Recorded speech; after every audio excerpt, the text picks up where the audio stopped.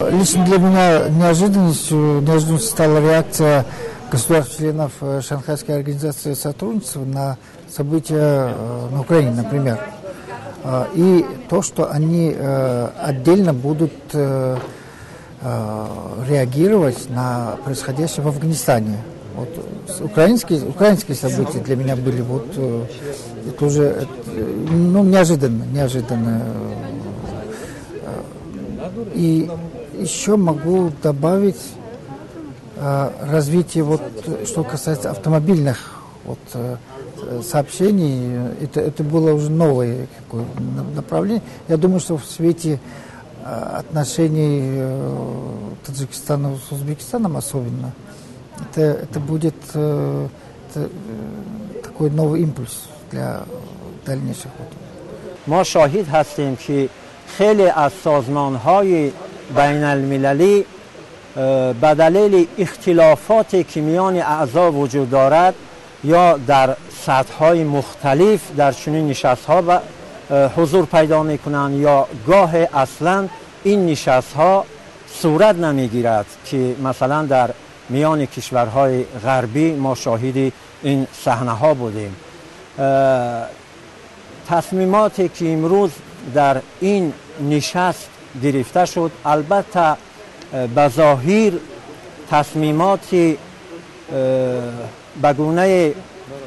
رسمی و اعلامیه گونه به چشم می رسد، ولی مهمترین نکته این است که در ملاقات های دو جانبه و ملاقات های خصوصی که در چارچوب این نشست صورت گرفت، مقامات عالی کشورهای مهم جهان نظیر روسیه و چین سیاست‌های خود را در رابطه با مسائل منطقه‌ای و بین المللی بیشتر هماهنگ و همسو می‌کنند. برای تاجیکستان پیام مهم این نشست این بود که دوشنبه امروز به مهمترین مرکز تحولات ژئوپلیتیکی جهان تبدیل شد و ما توانستیم با استفاده از فضای مطلوبی که در دوشنبه وجود داشت برای بهبود روابط خود با کشورهای عضو این سازمان و همچنین کشورهای شریک از جمله ازبکستان، ترکمنستان، روسیه، جمهوری اسلامی ایران، چین به توافقات خوب دست پیدا کنیم. امروز پیش از همه اون مسئله های دیده می شوند که در سال 2008 وقتی که در تاجیکستان گذشته بود، اون وقت این جلسه در آنجا یعنی مسئله های گذاشته بودن پیش خود که تا امروز حل خود را پیدا کردن و با پورگی حل نگشتند و در امروز علاقه آنها را با پهلوهای دیگرشان بررسی می‌گردند و در مجموع این سازمان همکاری شانگهای امروز خیلی که ما می‌بینیم از تحلیلانشان میدن از آمارها می‌بینیم علاقه یک